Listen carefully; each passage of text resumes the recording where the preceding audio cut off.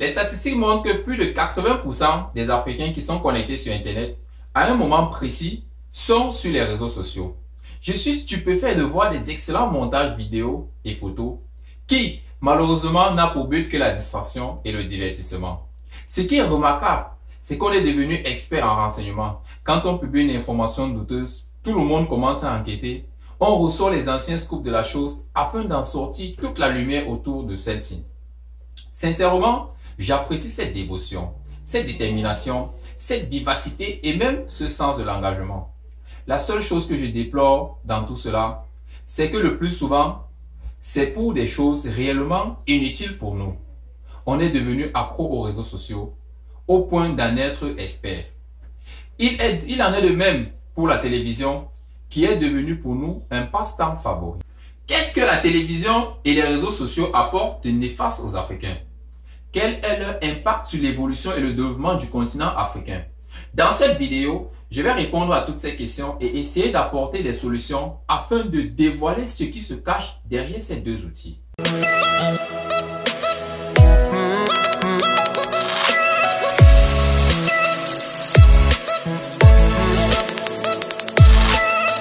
Salut à toi, bienvenue sur le Réveil de l'Afrique, ta chaîne. Je suis Olivier Dongué. Ici, je parle à tous les Africains et à toi en particulier. Car convaincu du potentiel que tu as, je vais t'aider à le découvrir si ce n'est déjà fait, à le faire grandir davantage afin d'illuminer notre continent qui a absolument besoin de ta lumière pour briller. Pour ce faire, je vais te demander dans un premier temps, si ce n'est déjà fait, de t'abonner à la chaîne, d'activer la cloche de notification pour recevoir en priorité nos futures vidéos et dans un second temps, d'aller dans la barre de description, télécharger gratuitement un tout petit livret intitulé « Les 7 raisons de croire au réveil de l'Afrique ». C'est un livret très riche qui se lit très rapidement afin de te donner une idée de notre motivation. Je ne sais pas si vous avez remarqué, près de 90% de tout ce qui se passe à la télévision est là pour maintenir l'Africain endormi. Que ce soit la musique, les émissions de télé-réalité, les films, les séries ou les feuilletons, les dessins animés et même les journaux, ils ont tous le même rôle, voire le même objectif. Maintenir la grande majorité des personnes à leur position actuelle. Ceci est valable autant en Afrique que dans tous les autres continents.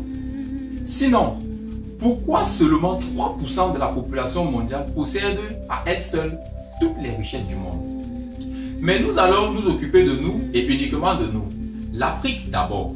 Comme je le disais précédemment, la grande majorité des programmes télé est là pour maintenir l'Afrique dans un état, je ne dirais pas endormi, mais comateux.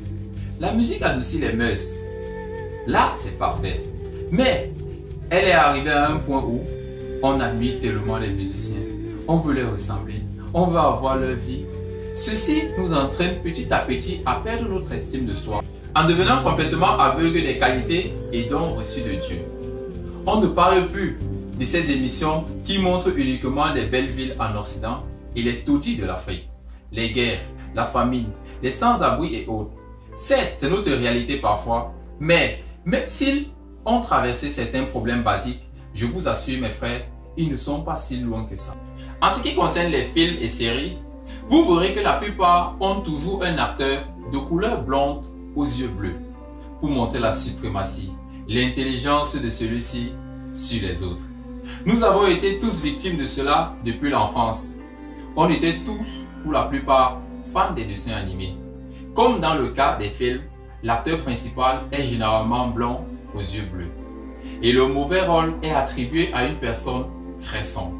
Bizarrement, on en est arrivé à un point où, pour dire à quelqu'un qu'il est méchant, on se retrouvait en train de dire « tu es noir comme ton cœur ». Cela signifie qu'on a accepté déjà inconsciemment que la couleur noire incarne le mal, donc le mauvais, ce qui est à bannir absolument. Je vous supplie d'en préserver les enfants de tout cela. Ils représentent l'image, l'avenir de notre Afrique. L'interconnecter des personnes de tous bords et de tout lieu a été vraiment, en toute humilité, l'une des choses les plus géniales et les plus créatives du 21e siècle. Seulement, nous Africains, on l'a très mal compris. Et à cause de ça, on a tout fait, sauf ce qui pourrait renvoyer au but réel de cette idée de génie.